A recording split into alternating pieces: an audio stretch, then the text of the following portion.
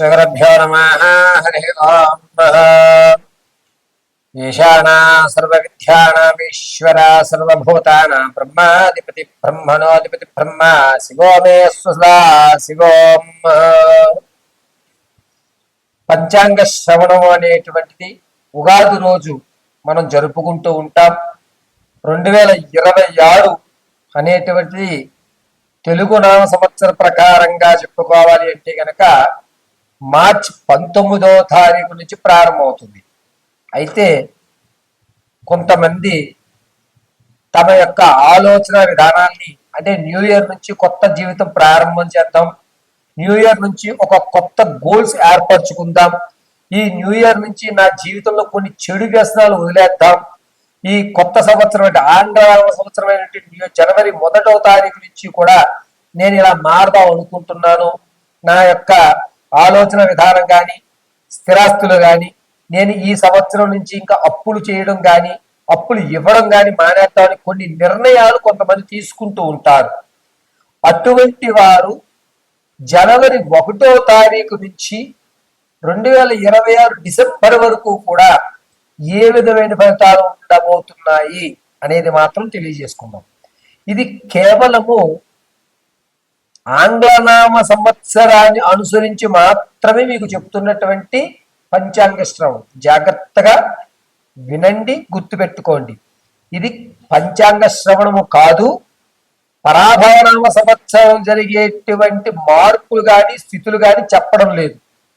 కేవలం ఆంగ్లనామ సంవత్సరాన్ని ఆధారంగా చేసుకుని నా జీవితంలో కొన్ని మార్పులు కానీ కొన్ని చెడులు కానీ వదిలేస్తాను ఈ న్యూ ఇయర్ నుంచి అని కొంతమంది ఆలోచించుకుంటున్న వారి స్థితులు అనుసరించి మాత్రమే నీకు ఈ యొక్క ప్రెడిక్షన్, ఈ జాతకం అనేటువంటి చెప్తున్నారు.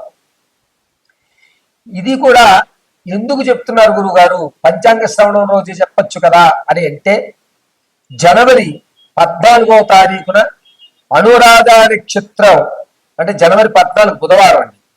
బుధవారం రోజు జనవరి 14 బుధవారం అనురాధ నక్షత్ర సింహలగ్నం నందు సూర్యుడు మకరంలోకి మారుతున్నాడు.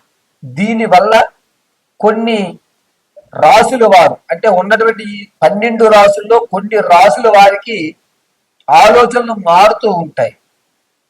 అయితే ఈ ఆలోచన ఏ విధంగా మారబోతోంది అనేటువంటి విషయం, ఈ మారినటువంటి ఆలోచన వల్ల మీరు తీసుకునే నిర్ణయాలకి వల్ల మీరు అప్పులు పాలవుతారా, లేకపోతే విదేశాలకు వెళ్ళి స్థిరపడేటువంటి అవకాశం ఉంటుందా, లేకపోతే ఏదన్నా వివాహం జరగడం లేదు ఈ సంవత్సరం వివాహం జరిగే అవకాశం ఉందా అనేటువంటి ఖచ్చితంగా రవి సంక్రమణ తదనంతరం మనలో కొన్ని మార్పులు సంభవిస్తాయి. ఆ మారినటువంటి స్థితిని అనుసరించి మాత్రమే మీకు ఈ పంచాంగ శ్రవణం 2026 జనవరి 1వ తారీఖు నుంచి డిసెంబర్ 31వ తారీఖు వరకు కూడా నా జ్ఞానాన్ని ఉపయోగించుకుని అమ్మవారి అనుగ్రహంతో నా తండ్రి యొక్క ఆశీస్సులతో మీకు తెలియజేయడం జరుగుతుంది. ఇది కేవలం నేను చెప్పేటువంటి ఈ జాతకం కేవలము రవి సంక్రమణ ఆధారంగా మాత్రమే చెప్తున్నాను. అది కూడా గోచార రీత్యా మాత్రమే. ఇది గుర్తుపెట్టుకోండి. మనం మారాలి అంటే రేపటి నుంచి మారుతాను అనేటువంటిది ఎవరు చెప్పరు. 1వ తారీఖు నుంచి మారదాం, రేపు 10వ తారీఖు నుంచి మారదాం, ఇలా ఆ యొక్క డేట్ని కొంచెం మెన్షన్ చేస్తూ ఉంటారు. ఏవయ్యా ఇల్లు ఎప్పుడు కొందాము, నెక్స్ట్ ఇయర్ కూడా ఇస్తానండి, తర్వాత సంవత్సరం జనవరి 10-15 తర్వాత శుభగడియలు వస్తున్నాయి కదా, రవి మారిన వెంటనే ఇల్లు కొనేటువంటి ఆలోచనలో ఉంటాను. యా చెడు వ్యసనాలు ఎప్పుడు మానేస్తున్నావు, రేపు న్యూ ఇయర్ నుంచి మానేస్తామండి, న్యూ ఇయర్ రోజు ఒక్కరోజు అనేటువంటి మాటను అనుసరించి మాత్రమే నీకు ఈ ప్రిడిక్షన్ అనేది చెప్తున్నాను. అయితే 2026 మార్చి 19వ తారీఖు గురువారం నుంచి పరాభవనామ సంవత్సరం వస్తుంది కాబట్టి దాని ముందులో మీకు పంచాంగ శ్రవణం చేసి గ్రహణాలు ఇప్పుడు వస్తున్నాయి, ఎన్ని గ్రహణాలు ఉన్నాయి, ఈ గ్రహణాల్లో ఏ రాసుల వారికి ఇబ్బందులు కలుగుతున్నాయి, రాజు మంత్రి సైన్యాధిపతి శయ్యాధిపతి షష్ఠమాధిపతి ఎవరు ఉన్నారు, వారి యొక్క ఆలోచన విధానాన్ని బట్టి పరాభవనామ సంవత్సరం ఏ విధమైన మార్పు జరుగుతున్నాయి అనేది మనం రానున్న రోజుల్లో అంటే మార్చి 1వ తారీఖున తెలియజేసుకుందాం. ఇప్పుడు కేవలము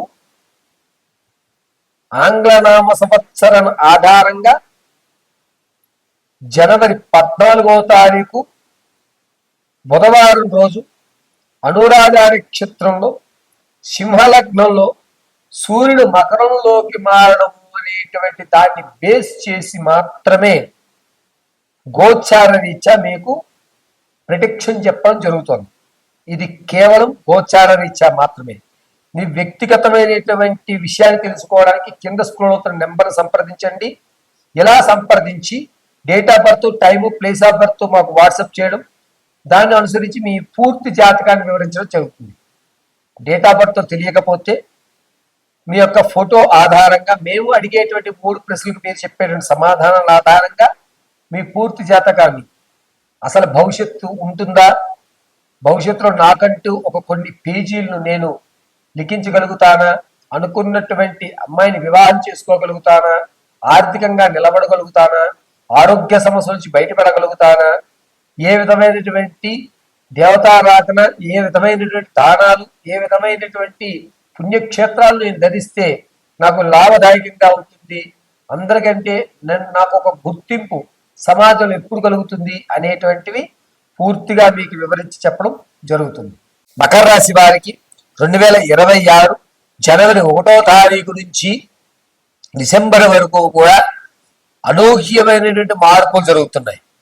ఎప్పుడూ ఊహించిన విధంగా మీ జీవితంలో కొత్త ఒరవడి, ఆలోచించే కోణం మారడం, ప్రతిదీ కూడా భగవంత్ సంబంధం కాదు, మనం కూడా ప్రయత్నం చెయ్యాలి అనేటువంటి ఒక నిర్ణయానికి రావడం, బద్ధకాన్ని విడిచిపెట్టడం అనేటువంటిది మార్చి 28వ తారీఖు నుంచి చేస్తూ ఉంటారు.